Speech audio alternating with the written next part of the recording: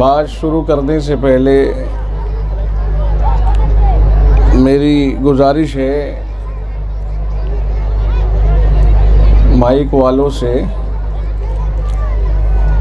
Mic تو اچھا ہے اور ہارن بھی دکھائی دے رہے اچھے ہیں یہ ڈی جے کے والے،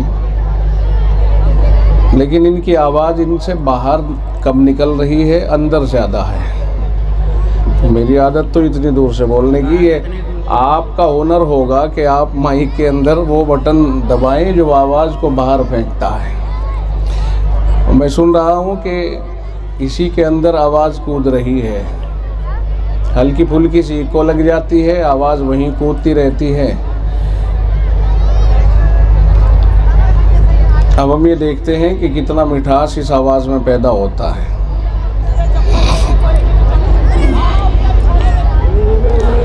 الحمدللہ نحمدہ ونستعینہ ونستغفرہ ونؤمن بہ ونتوکل علیہ ونعوذ باللہ من شرور انفسنا ومن سیئات اعمالنا من يهده الله فلا مضل له ومن يضلله فلا هادي له ونشهد أن لا إله إلا الله وحده لا شريك له ونشهد أن سيدنا ومولانا محمدا عبده ورسوله وصلى الله تعالى على خير خلقه محمد وآله وأصحابه وسلم تسليما كثيرا كثيرا أما بعد أعوذ بالله من الشيطان الرجيم بسم الله الرحمن الرحيم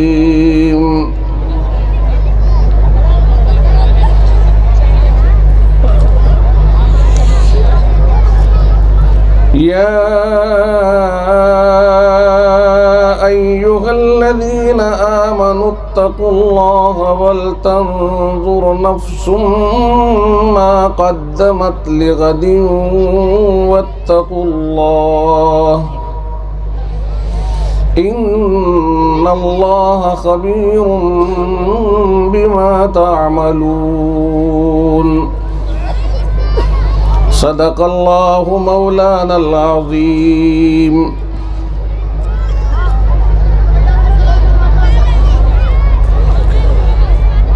وقال النبي صلى الله عليه وسلم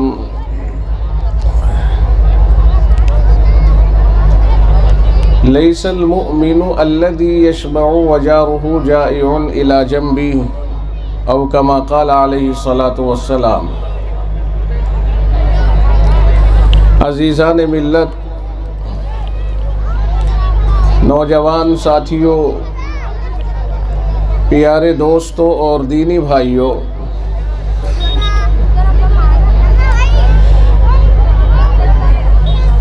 سال گزشتہ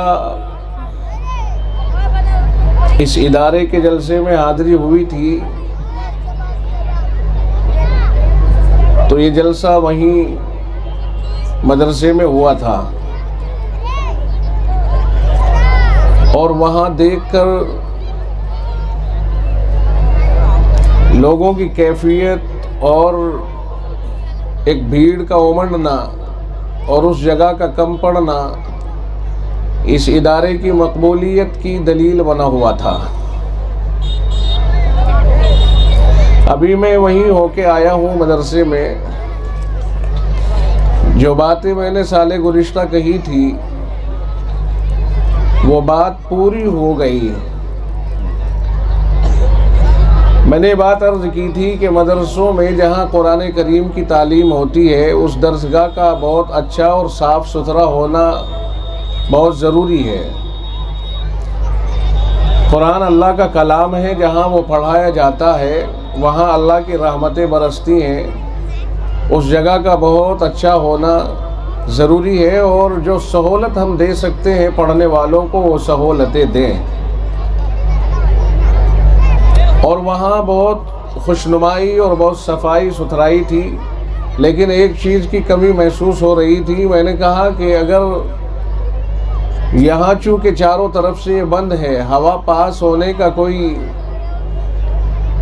معاملہ نظر نہیں آ رہا ہے، تو اس جگہ، اس صاف ستھری اور خوبصورت جگہ میں بچوں کے لیے اے سی کا نظام ضرور ہونا چاہیے۔ تو اب دیکھ کے آیا ہوں کہ درجہ حفظ میں، یعنی حفظ کی درسگاہ میں 2 اے سی لگی ہوئی ہیں، اور اس بات کے اوپر میں منتظمین کو بہت بہت مبارکباد دیتا ہوں۔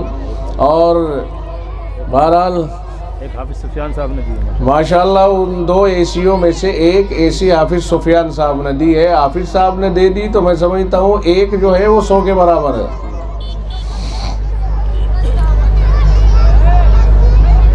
اس لیے اور دیگر حضرات سے بھی یہی گزارش رہے گی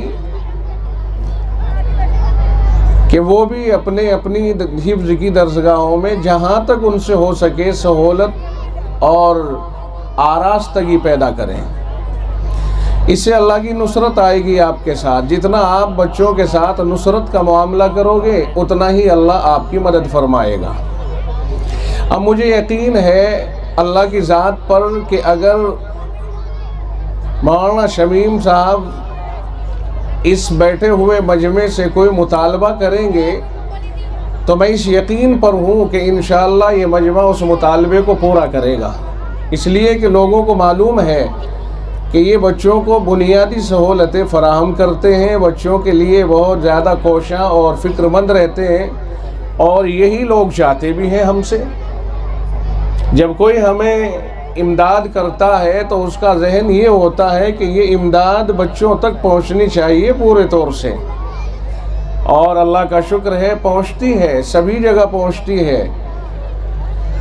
جیسی امداد ہوتی ہے ویسا ہی وہ کام کرتے ہیں۔ تو ماشاءاللہ یہاں دیکھ کے بہت اچھا لگا، خوشی ہوئی۔ ٹائلز لگے ہوئے ہیں، صاف ستھرے ہیں، بلکہ میں تو یہ کہتا ہوں کہ جہاں کا مطبخ اور استنجا خانے صاف ستھرے ہوں سمجھ لو بیچ کا پورا نظام ٹھیک ہے۔ بہت ساری مسجدوں میں، بہت ساری جگہوں پر دیکھا گیا ہے کہ اگر 4 استنجے خانے نکل سکتے ہیں فراوانی کے ساتھ جہاں بیٹھ سکیں، تو لوگ یہ کہتے ہیں کہ نہیں اس جگہ تو 6 بھی نکل سکتے ہیں۔ اب ظاہر ہے کہ جب استنجا خانہ تنگ ہو گیا، کھل کر اس میں بیٹھا نہیں جا رہا، پانی اس میں آب دست اس میں ڈھنگ سے نہیں لیا جا رہا ہے، تو صحیح معنی میں تسلی ہوگی کیسے؟ اور جب تسلی نہیں ہوئی تو جب اٹھیں گے تو سرک جائے گا، اور سرکے گا تو سارے کپڑے خراب، اور اب کوئی نماز مقبول نہیں ہوگی۔ ٹوٹیاں دیکھی جاتی ہیں، میں متولیان سے بھی کہتا ہوں، مسجدوں کی جو کمیٹی ہے، متولی ہیں، ان سے بھی کہتا ہوں کہ مسجدوں میں ٹائل لگانے سے زیادہ ضروری ہے کہ جہاں تم استنجے خانے بناؤ ان کو بہت فراوانی کے اور کھلے ہوئے بناؤ۔ ٹوٹیاں لگاتے ہیں تو وہ جب کھولتے ہیں تو ایسا لگتا ہے جیسے مہر ناچنے لگ گیا ہو، چاروں طرف پانی پھیل گیا، لوٹا نیچے، ٹوٹی اتنے اوپر، وہاں سے کھولیں گے پانی پڑنا لوٹے میں ہے، پڑ گیا سائیڈ میں، نیچے لگا آدمی کے جسم کے اوپر لگا، وہ وہیں سے ناپاک ہو کر کے نکلا، کیا اس کی نماز ہوگی؟ اس لیے ایسی جگہوں کے اوپر توجہ سب سے زیادہ ضروری ہے۔ میں نے استنجے خانے بھی دیکھے ہیں، بہت صاف ستھرے ہیں، بڑے سلیقے کے ہیں، اس سے سمجھ میں آتا ہے کہ ذوق اچھا ہے۔ مطبخ اگر صحیح ہے، صاف ستھرا ہے، اور یہ استنجے خانے صحیح ہے تو سمجھ لو سارا نظام بالکل ٹھیک ٹھاک ہے، چونکہ عموماً ان جگہوں پر توجہ نہیں جاتی ہے۔ تو الحمدللہ مطبخ تو میں نے دیکھا نہیں، مجھے اندازہ ہے کہ اگر مطبخ چلتا ہوگا تو وہ بھی ایسا ہی ہوگا، صاف ستھرا، لیکن بہرحال وہ میں نے دیکھا ہے، نتیجہ دیکھا ہے، مطبخ کا نتیجہ جہاں وہ دیکھا ہے، تو ٹھیک ٹھاک ہے، اللہ کا شکر ہے۔ پڑھانے پر ہم نے گزشتہ سال بچوں کا قرآن کریم سنا تھا، بہت اچھا قرآن کریم پڑھا تھا بچوں نے، تو اس سے بھی خوشی ہوئی کہ پڑھانے والے جب قرآن کریم کو صحیح پڑھائیں گے، تصحیح کے ساتھ پڑھائیں گے، اللہ کی مدد اترے گی۔ اللہ کی مدد صحت کے ساتھ وابستہ ہے۔ اگر صحت لفظی بچے کو حاصل نہیں ہوئی، اگر قرآن کریم کے الفاظ کی صحت حاصل نہیں ہوئی اور یوں ہی سرسری پڑھا دیا، مخارج کا اس میں دھیان نہیں دلایا گیا، تو یاد رکھیے لعنتیں اتنی برسیں گی اللہ کی کہ جھیلی نہیں جائیں گی۔ ایسے پڑھانے والے خدا کے یہاں مقبول نہیں ہوا کرتے ہیں جو اللہ کے کلام کو بگاڑ کر کے دوسرے کو سکھا رہے ہیں، پھر وہ بگڑا ہوا دوسروں کو بگاڑے گا، یہاں تک کہ یہ بگاڑ بہت متعدی ہو جائے گا۔ اس لیے قرآن کریم پڑھانے والے جو الف با تا سے پڑھاتے ہیں، نورانی قاعدہ پڑھاتے ہیں اور پھر پارا اور قرآن کریم پڑھاتے ہیں، ان کے لیے بہت ضروری اور واجب ہے کہ وہ ایک ایک لفظ کو صحت کے ساتھ پڑھائیں۔ جب تک صحت لفظی حاصل نہ ہو بچے کو آگے بڑھانے کی کوشش نہ کریں۔ جو یہاں سے پڑھے گا وہی آگے لے کر کے جائے گا، زندگی بھر غلط پڑھے گا اگر غلط سکھایا گیا ہے۔ تو بہرحال میں مبارکباد دوں گا کہ قاری صاحب مولانا شمیم صاحب کے یہاں اس مدرسے کے اندر قرآن کریم کی تعلیم کے اوپر اچھی توجہ ہے، صحت تلفظ، صحت لفظی اچھی ادائیگی کرائی جاتی ہے اور یہی مقصود بھی ہے۔ قرآن کریم کی ابتدا الف با تا سے ہوتی ہے۔ کوئی قاعدہ نورانی پڑھانے والا اپنے آپ کو ہرگز ہلکا نہ سمجھے، بنیادی چیز ہے نورانی قاعدہ، بنیادی چیز ہے الف با تا کی تصحیح اور حروف تہجی کی تصحیح۔ اور بے زبان بچہ آتا ہے جو قاعدہ نورانی پڑھاتا ہے وہ اس بے زبان کو زبان سکھاتا ہے، اس کے ایک ایک حرف کی مخرج کی ادائیگی کرنی سکھاتا ہے۔ چنانچہ ہم سمجھتے ہیں کہ یہ نورانی قاعدہ پڑھانے والے، ناظرہ قرآن کریم پڑھانے والے، دوسری طرف کوئی حدیث پاک کی کتاب اور بخاری شریف پڑھانے والا بیٹھا ہے، اپنے آپ کو اس سے کم نہ سمجھے۔ میں کسی کو کبر کی تو صلاح نہیں دے رہا ہوں، لیکن ایک طرف شیخ الحدیث ہے جو بخاری شریف کا درس دے رہا ہے، جو منتہی کتاب کا درس دے رہا ہے، اور دوسری طرف نورانی قاعدہ پڑھانے والا الف با تا کی تصحیح کرا رہا ہے اور اسے نورانی قاعدہ پڑھا کے قرآن کریم دیکھ کر پڑھنا سکھا رہا ہے۔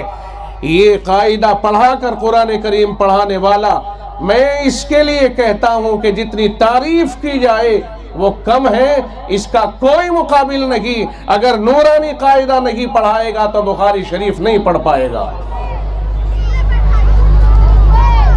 معلوم نہیں کیوں ناظرہ پڑھانے والے کو ہلکے میں لیا جاتا ہے کہ صاحب یہ تو ناظرہ پڑھاتا ہے، ناظرہ ہی تو پڑھاتا ہے، ناظرے کا ہی تو استاد ہے۔ حضرت شیخ الحدیث صاحب مدظ اللہ العالی ہم کہتے ہیں قرآن کریم کی تصحیح کرانے والا اور ناظرہ پڑھانے والا، الف با تا پڑھانے والا مدظ اللہ العالی دامت برکاتہم، اور جتنی اس کی تعریفات کی جائے وہ کم ہیں۔ اس سے بڑھ کر کے دوسروں کے کام کیسے مانے جائیں؟ اس لیے کہ آگے چل کر کے بچہ خود بھی کرتا ہے، اس کو کرایا بھی جاتا ہے۔ ہم کہتے ہیں بخاری شریف اور احادیث کی کتابیں اور تفاسیر اور سب چیزیں بہت محتم بھی شان علوم ہیں، مگر کہنے کا منشا یہ ہے کہ زبان اس نے دی ہے، راہ اس نے دکھائی ہے، مزاج اس نے بنایا ہے۔ اگر اسی کو ہلکے میں لیا جائے گا تو ہم سمجھتے ہیں یہ بڑی ناسپاسی ہوگی۔ میں درجات حفظ کے اساتذہ کرام کو بھی یہ عرض کروں گا کہ آپ اللہ کے کلام کو پڑھا رہے ہیں، آپ وحی الہی کو سنبھال رہے ہو، آپ قرآن کریم کے الفاظ کو سنبھال رہے ہو اور بچوں کے دل میں امانت کے طور پر انہیں محفوظ کر رہے ہو، اور رب نے جو دعویٰ کیا ہے اِنَّا نَحْنُ نَزَّلْنَا الذِّكْرَ وَإِنَّا لَهُ لَحَافِظُونَ، کہ ہم نے ہی قرآن کریم کو نازل کیا ہے اور ہم ہی اس کی حفاظت کرنے والے ہیں۔ آپ قرآن کریم کی محافظت میں معاونت کر رہے ہیں، آپ قرآن کریم کی حفاظت میں اپنا کردار ادا کر رہے ہو، آپ کے مقام کا کوئی اندازہ نہیں لگایا جا سکتا ہے۔ جس وقت جناب باری تعالی عز اسمہ قرآن کریم کے حافظ سے کہیں گے کہ یقال لصاحب القرآن اقرا، قرآن کریم کے حافظ سے کہا جائے گا قرآن پڑھتے جاؤ، वर्तकी, और जन्नत में चढ़ते जाओ, वरत्तिल कमा कुंता तुरत्तिलु फिद दुनिया, और ऐसे ही अच्छी तरह पढ़ना जैसे तू दुनिया में पढ़ा करता था। फ़इन्न मंज़िलका इंद आखिरी आयतिन तक़रऊहा, इसलिए तेरा ठिकाना वहीं तक होगा जहां तक तेरा कुरान खत्म होगा। अब यहाँ रुक करके हमें ये समझना है, मैं असातिज़ाए कुरान करीम के हिफ्ज़ के असातिज़ा से ये उनकी दरख्वास्त करूँगा उनकी बारगाह में बड़े अदब व एहतराम के साथ कि आपका हवाला क़यामत के दिन रब्बे ज़ुल जलाल उस हाफिज़ कुरान की फजीलत और उसके तरक्की दरजात को बयान करते वक्त देगा कि तू ऐसे पढ़ जैसे दुनिया में अच्छी तरह पढ़ता था, और दुनिया में उसको कोई पढ़ाने वाला था तभी तो वो पढ़ता था। अब दुनिया में उसने कुरान करीम अपने उस्ताद से पढ़ा, हाफिज कुरान से पढ़ा, कारी कुरान से पढ़ा, तो वहां हवाला उसी पढ़ाने का होगा कि जैसे तू दुनिया में पढ़ता था। मतलब कि तेरा उस्ताद जैसे तुझे पढ़ाता था और जैसे अच्छे अंदाज में तूने दुनिया में सीखा है, यहाँ जन्नत में वैसा ही पढ़ना मतलूब है। इसलिए इनकी फजीलत के डंके तो वहाँ बजेंगे जहाँ के बारे में कोई तसव्वुर नहीं कर सकता है। अल्लाह ताला इनके दर्जात को बुलंद करके बताएगा कि ये कुरान पढ़ने वाला अगर आज इस लायक हुआ है कि जन्नत में इसे कुरान पढ़कर चढ़ते चलने की इजाज़त दी जा रही है, तो ये उस हाफिज और कारी की बरकत है जिसने इसे कुरान करीम सिखाया है। इसलिए हम कहेंगे कि ये कुरान पढ़ाने वाले बहुत अहम तरीन किरदार अदा कर रहे हैं। इनके मकाम और मर्तबे का क्या ठिकाना कि जिनके बारे में खुद जनाब रसूल अकरम सल्लल्लाहु अलैहि वसल्लम फरमाते हैं, खैरुकुम मन तअल्लमल कुरान व अल्लमा, तुम में सबसे बेहतर वो है जो कुरान करीम को पढ़े और पढ़ाए, सीखे और सिखाए। जिस आका ने, जिस आमना के लख्ते जिगर इमामुल अंबिया सल्लल्लाहु अलैहि वसल्लम ने 1500 साल पहले कुरान पढ़ने और पढ़ाने वालों की खैर और उनकी अच्छाई और उनके कायनात में बेहतर होने का जिक्र फरमा दिया। आज दुनिया वाले उन्हें कुछ भी कहते रहे, उन्हें तो अच्छे होने की सनद मिल गई। अब दुनिया की कोई वो कुव्वत नहीं जो उनके अच्छा होने की सनद को उनसे छीन ले। अल्लाह के नबी सल्लल्लाहु अलैहि वसल्लम ने उनको तो अच्छा कह दिया, अब वो तो हो गए अच्छे। अगर हम अपना मकाम और मर्तबा बुलंद कराना चाहें तो हम भी उन्हें अच्छा कहें, इसलिए कि मोहम्मदुर रसूलुल्लाह ने उनको सबसे अच्छा कहा है। तो मेरे अजीजों, मैंने दो बात कही है, नादरा पढ़ाने वाले और कुरान करीम हाफजा कराने वाले तसहीह के साथ कराएं, अल्लाह ताला इनसे बहुत खुश होता है और इनकी बड़ी तारीफ करता है। और ये अपने आप को खुद भी हल्का ना समझे और कोई दूसरा भी इन्हें हल्का ना समझे। और ख़ास तौर से इस दौरे हाजिर में आज मकतबों की अहमियत, मकातिब की अहमियत बहुत ज़्यादा है, बहुत बढ़ी हुई है। फितनों का दौर है, कुरान करीम की तालीम को ख़त्म करने और मिटाने की बातें हो रही हैं। हम ऐसे वक्त में इन नादरा पढ़ाने वाले और कुरान पढ़ाने वाले और हिफ्ज़ पढ़ाने वालों से ये इन दरख्वास्त करेंगे कि आप आगे बढ़िए और अपने आप को हल्के में न लीजिए, अपने आप को अल्लाह का मुकर्रब समझे हुए कुरान करीम की तालीम को और आगे बढ़ाइए और आम कीजिए। और जहाँ जहाँ मकातिब नहीं है वहाँ भी ये मकातिब कायम होने चाहिए। और बहुत सारे लोग यहाँ बैठे हुए हैं, अगर कहीं मदरसा मौजूद है तो बहुत अच्छा, और अगर नहीं है या मदरसा है तो वो दूर है। अगर दूर है, सारे बच्चे वहाँ तक नहीं पहुँच पाते हैं, तो उन्हें महल्ले की मस्जिदों के अंदर, हर मस्जिद के अंदर मकतब कायम करना चाहिए ताकि महल्ले के बच्चे वहीं करीब में रह करके कुरान करीम की तालीम को हासिल करें। और ज़्यादा मदरसे तो कायम करने की ज़रूरत नहीं है, और न हर मदरसे को दारुल उलूम बनने की हिर्स में آگے بڑھنے کی ضرورت ہے۔ اگر گاؤں میں ایک مدرسہ قائم ہے اور آس پاس میں مسجدوں میں مکتب ہیں تو یہ مکتب والے مدرسے سے جڑ کر رہیں اور مدرسے والے ان مکتبوں کی فکر کریں اور ان اماموں کی فکر کریں، اور یہاں سے بچے جب پڑھ کر کے بڑے ہو جائیں، مثلا اگر نادرے کا نظام مسجد میں ہے تو حفظ کے لیے مدرسے میں داخل کریں، اس طرح سے آگے بڑھیں تو سیدھے مدرسے سے کانٹیکٹ کریں اور مدرسے سے رابطہ کریں۔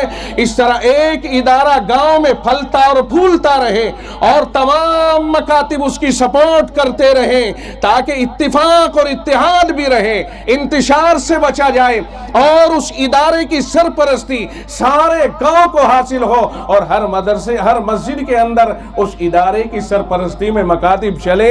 یہ میری اپنی ذاتی سوچ ہے، میری اس رائے سے کوئی اتفاق کرے فَبِهَا وَنِعْمَتْ، نہیں کرتا تو مجھے اصرار نہیں ہے۔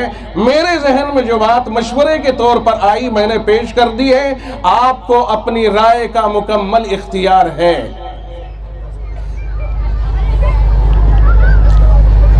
اس لیے میں یہ مشورہ اس لیے بھی دے رہا ہوں کہ بعض دفعہ اس کونے پہ مدرسہ، ادھر مدرسہ، بیچ میں مدرسہ، ذرا سی کوئی بات ہو گئی، ناز اتفاقی ہو گئی تو پھر خاندانی کھڑے ہو گئے اور پھر مدرسہ۔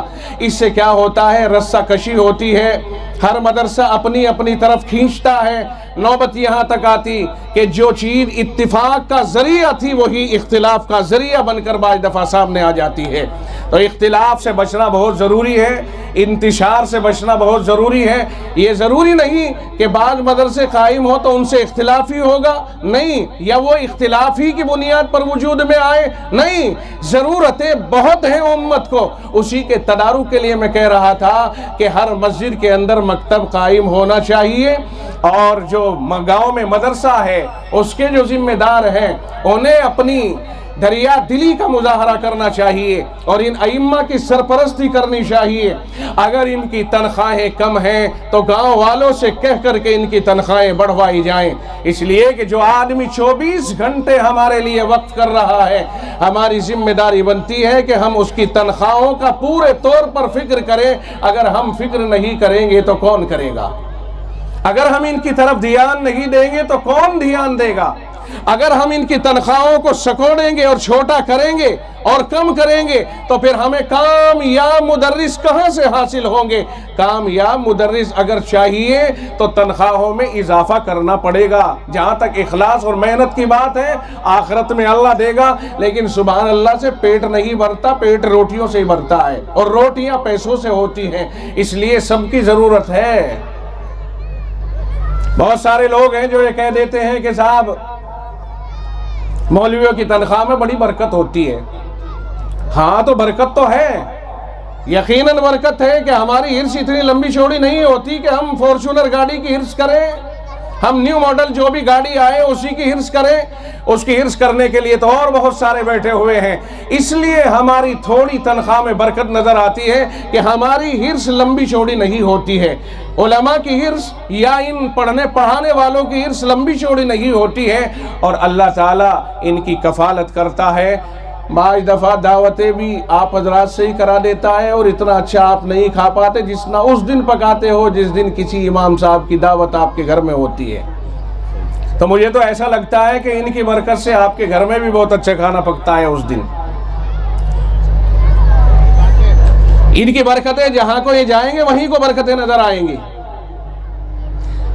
ایک لفظ پڑھیں گے قرآن کریم کا، 10 نیکیاں ڈائریکٹ ملیں گی، اللہ کی رحمت اترے گی۔ اللہ کسی چیز کو اتنے دھیان سے نہیں سنتا جتنا قرآن کریم کے پڑھنے والے سے قرآن کریم کے پڑھنے کو سنتا ہے۔ یہ صبح کو اٹھتے ہیں بیچارے، قرآن کریم کے پڑھنے پڑھانے میں لگ جاتے ہیں، بچے اٹھتے ہیں پڑھنے پڑھانے میں لگ جاتے ہیں، اور عشاء کے بعد تک پڑھنے پڑھانے میں لگے رہتے ہیں۔ سوئے تو پڑھتے ہوئے، اٹھے تو پڑھنا شروع کر دیا۔ ان کا مقابلہ کون کر سکتا ہے؟ ان سے آگے کون نکل سکتا ہے؟ ان کی کمائی آخرت کے اعتبار سے بہت ہے، اس لیے ہمیں ان کے ساتھ محبت کا مظاہرہ کرنا چاہیے، اور جتنی زیادہ محبت کرو گے المرء مع من احب، آدمی قیامت کے دن اسی کے ساتھ کھڑا ہوگا جس سے وہ دنیا میں محبت کرتا ہوگا۔ اگر ہم نے ان سے محبت کی تو انشاءاللہ العزیز اس محبت کی برکت سے اللہ تعالی ہمیں بھی انہی کے ساتھ جنت میں داخل فرمائے گا۔ کیوں بھائی، سمجھ میں آ رہا کہ نہیں آ رہا ہے؟ بہرحال قرآن کریم کی ایک آیت میں نے پڑھی تھی اور ایک حدیث مبارک پڑھی تھی، جناب رسول اکرم صلی اللہ علیہ وسلم کی ایک روایت، میں ذرا اس طرف بھی جا رہا ہوں اور بہت مختصر وقت میں آپ کے سامنے وہ جن باتیں عرض کروں گا۔ قرآن کریم کی آیت میں نے پڑھی ہے، یا ایھا الذین آمنوا اتقوا اللہ ولتنظر نفس ما قدمت لغد، فرمایا کہ اے ایمان والو تم اللہ سے ڈرتے رہو، یہ نہیں کہ ڈرو، ڈرتے رہو، آج بھی ڈرو، کل بھی ڈرو، اور موت تک اللہ کا خوف ہمارے دلوں کے اندر محفوظ رہنا چاہیے، اس لیے کہ اللہ کا جتنا ڈر ہوگا اتنا ہی ہمارے اوپر اچھے اعمال کا راستہ آسان ہو جائے گا۔ رب کہتا ہے والذین جاہدوا فینا لنہدینہم سبلنا، فرمایا جو لوگ ہماری راہ میں آج زیادہ سے زیادہ کوششیں کرتے ہیں ہم ان کے لیے راستے آسان کر دیتے ہیں۔ اس لیے میرے بھائیوں آگے بڑھو، اللہ کا ارشاد گرامی ہے اے ایمان والو تم اللہ سے ڈرتے رہو، وَلْتَنْظُرْ نَفْسٌ مَا قَدَّمَتْ لِغَدٍ، اور ہر آدمی کو اس بات پر غور کرتے رہنا چاہیے کہ وہ کل قیامت کے دن اللہ کے سامنے جب کھڑا ہوگا اور حساب کے میدان میں آئے گا تو وہ کیا بھیج رہا ہے آگے، کیونکہ قیامت کے دن اللہ تعالی حساب لے گا اور سب کی کرتوت کا حساب لے گا، ہر آدمی کی کرتوت کا حساب لے گا۔ اس وقت میں حساب کے لیے ہمارے پاس کیا اعمال ہوں گے، ان اعمال کے لیے اللہ سے ڈرتے رہنا چاہیے۔ اس بات کی طرف توجہ رہے کہ 24 گھنٹے کے اعمال کے اوپر ہماری نظر رہنی چاہیے، 24 گھنٹے کے اعمال پر ہماری نظر رہنی چاہیے۔ ہم نے صبح کو اٹھ کر کے کیا کیا، شام تک ہم نے کیا کیا، رات تک ہم نے کیا کیا۔ جو آدمی اپنے اعمال کا حساب دنیا میں لگاتا ہے آخرت میں اس کا حساب آسان ہو جاتا ہے۔ یاد رکھیو، جو آدمی اپنے اعمال کا حساب دنیا میں لگا لیتا ہے کہ میں نے کیا کیا کیا، شام کے وقت میں سوچتا ہے آج دن بھر میں نے کیا کیا، کس کو ستایا، کس کو میں نے دھوکہ دیا، کس کے ساتھ میں نے ناانصافی کی ہے، یا کس کے ساتھ میں نے اچھا سلوک کیا ہے، ان ساری چیزوں کو شام کو سوتے وقت سوچ کر کے سوئے گا۔ اگر برا کیا ہے معافی تلافی کرے، اچھا کیا ہے اللہ کا شکر ادا کرے۔ ایسے لوگوں کا حساب قیامت میں بہت آسان ہو جائے گا، کیونکہ وہ تو رات کے وقت میں اپنا حساب خود کر لے رہا ہے اور اس کا تدارک کرتا جا رہا ہے۔ اس لیے اللہ تعالیٰ ایسے بندوں کو قیامت کے دن بہت ہلکا رکھے گا اور ایسے لوگوں سے بہت خوش رہے گا۔ اللہ فرماتا ہے واتقوا اللہ، اللہ سے ڈرتے رہنا، ان اللہ خبیر بما تعملون، بے شک اللہ تعالیٰ کو تمہارے کاموں کی پوری خبر ہے، کوئی اللہ سے غائب نہیں ہے، اس کی نظروں سے اوجھل کوئی نہیں ہے۔ یعلم خائنۃ الاعین وما تخفی الصدور، وہ آنکھوں کی خیانتوں اور اشاروں کو جانتا ہے اور دلوں کے اندر چھپے ہوئے بھیدوں کو جانتا ہے۔ وہو اللطیف الخبیر، وہ باریک بھی ہے، بہت باخبر ہے، کائنات کی کوئی چیز اس سے چھپی ہوئی نہیں ہے۔ وَهُوَ مَعَكُمْ أَيْنَمَا كُنْتُمْ، کہیں بھی چلے جانا اللہ تمہارے ساتھ رہتا ہے، کہاں چھپو گے اللہ سے؟ تو میرے بھائی پورے دن کا حساب کریں، اپنی زندگیوں کو بنانے کی کوشش کریں، یہ دیکھیں کہ ہم سے کسی کو تکلیف تو نہیں پہنچ رہی ہے، ہم سے کسی کو نقصان تو نہیں پہنچ رہا ہے، ہم سے کسی کو پریشانی تو نہیں ہو رہی ہے۔ اگر ہم سے کسی کو پریشانی ہو رہی ہے، تکلیف پہنچ رہی ہے، تو اس تکلیف کا مداوع کرے۔ جناب رسول اکرم صلی اللہ علیہ وسلم نے حقوق العباد کی بڑی اہمیت اور عظمت بیان فرمائی ہے۔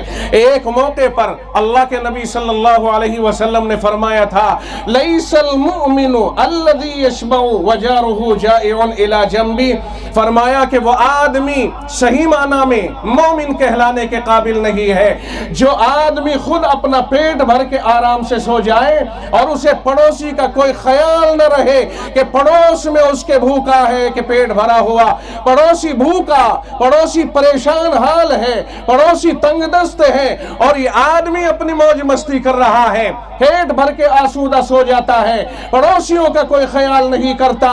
محبوب کبریا فرماتے ہیں کہ ایسا آدمی صحیح معنی میں مومن کہلانے کے قابل نہیں ہے۔ کوئی مرد ہی اس حدیث کا مخاطب نہیں بلکہ عورتیں، مستورات، ہماری مائیں اور بہنیں، وہ بھی اس حدیث کے اعتبار سے مخاطب ہیں۔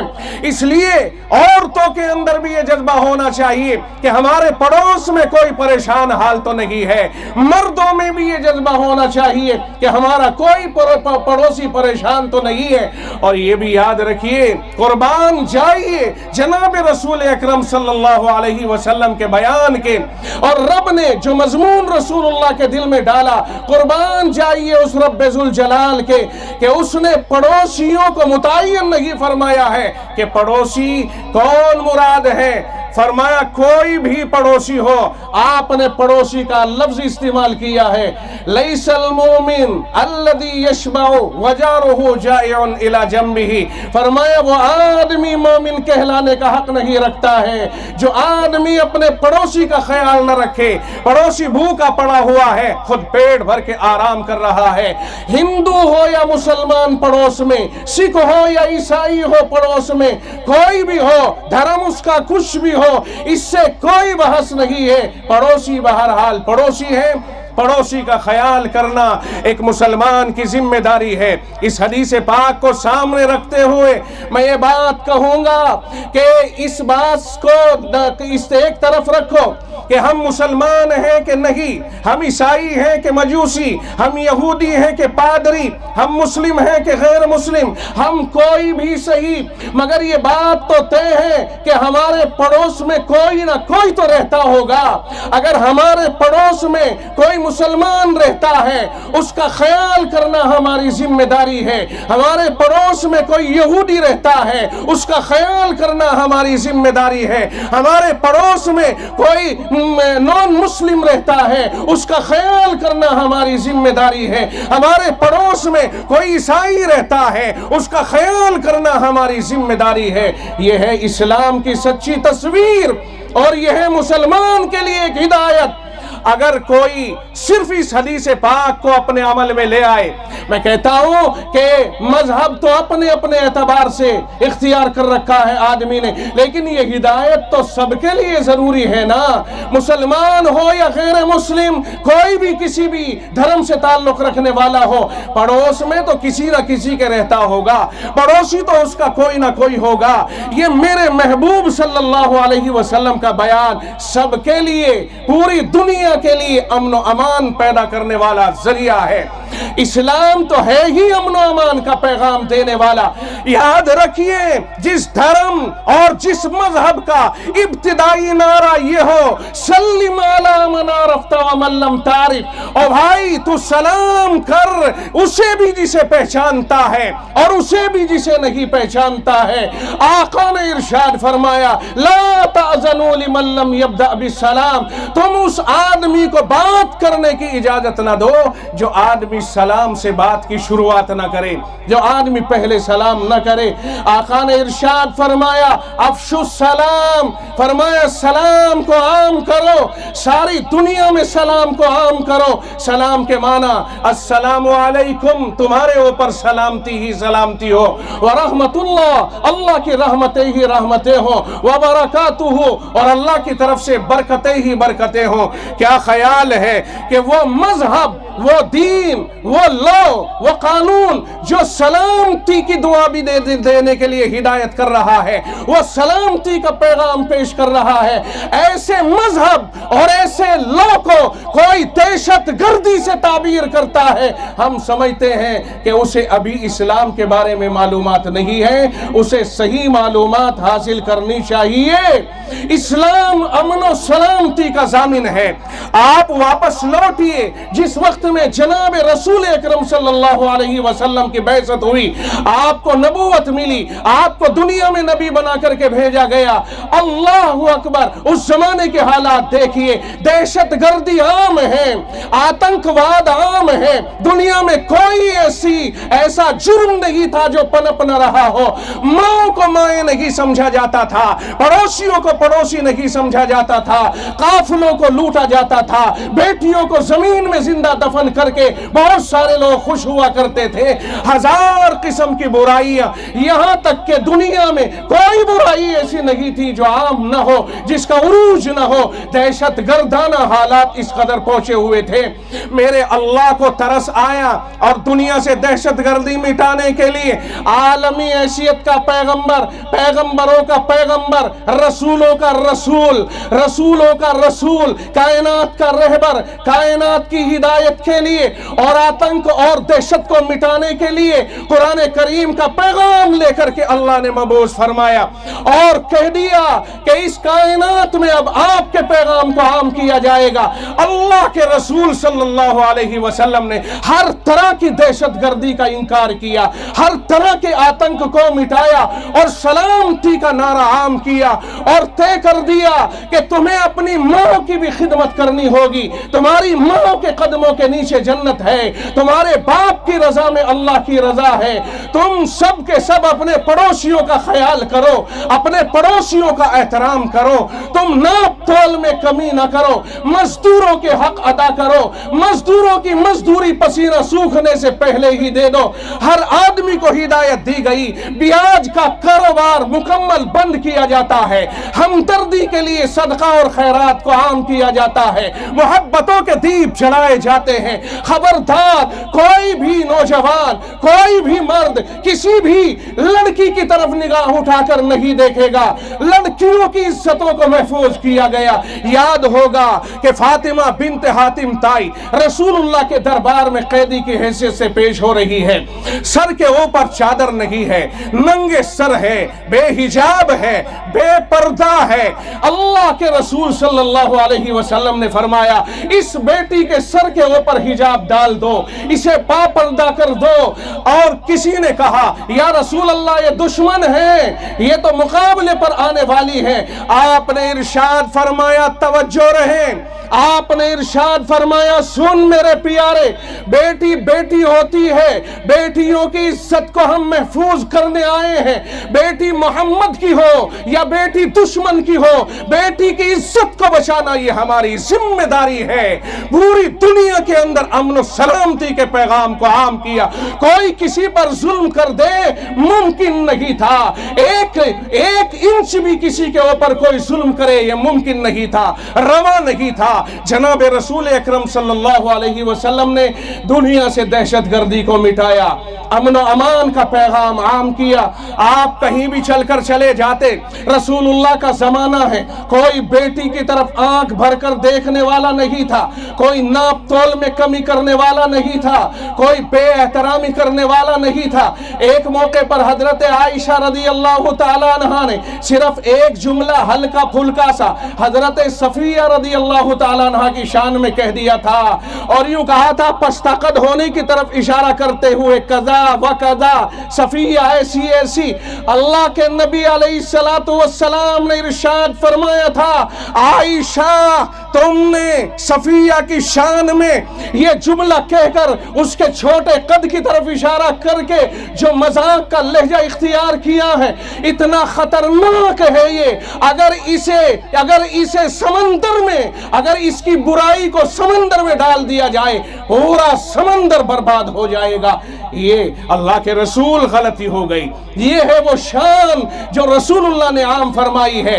और इब्ने उमर रदी अल्लाह तआला अन्हु ने फरमाया ओ काबे सुन, तेरी हुर्मत, तेरा एहतराम अपनी जगह पर, मगर एक अल्लाह का नाम लेवा का एहतराम वो तुझसे कहीं ज्यादा है। मेरे अजीजों ये है इस्लाम की तस्वीर कि मेरे मुस्तफ़ा के ऊपर पत्थर बरस रहे हैं, आपका जिस्म लहू लुहान है, आपके سامنے کے دندان مبارک ٹوٹ گئے ہیں، آپ کے چہرے انور کے اوپر زخم لگا تو زخم سے خون بہ رہا ہے، آقا ایک ایک قطرے کی حفاظت کر رہے ہیں کہ کہیں زمین کے اوپر پیغمبر کا قطرہ اگر گر گیا رب کے قہر کو جوش آ جائے گا، انہیں ابھی تباہ کر دیا جائے گا۔ مصطفیٰ نے سارے قطروں کو سمیٹا، اور جب صحابہ کہتے ہیں اللہ کے رسول ان کے لیے ہاتھ اٹھا دیجئے اللہ کے سامنے، تو اللہ کے رسول نے اگر ہاتھ اٹھائے تو یوں اٹھائے، اللہم اہدی قومی فإنہم لا یعلمون، مولا کریم میرے مد مقابل جو میری قوم آ رہی ہے یہ میرے مقام اور مرتبے کو نہیں پہچانتی، انہیں میرے مقام کو پہچاننے کی توفیق عطا فرما دے، اگر یہ میرے مقام کو پہچان لیتی تو میرے ساتھ یہ زیادتی نہ کرتی۔ آئے ہائے وہ پیغمبر، آج اس پر کوئی ٹپنی کرے ہم سمجھتے ہیں کہ اسے صحیح معلومات نہیں ہے، اگر صحیح معلومات ہوتی تو ہندوستان ہی میں نہیں دنیا کے کسی کونے میں بھی کوئی فرد بشر جناب رسول اکرم صلی اللہ علیہ وسلم پر کوئی ادنا لفظ بھی ٹپنی نہ کر سکتا تھا، یا دین اسلام کے اوپر کوئی انگلی نہیں اٹھا سکتا تھا۔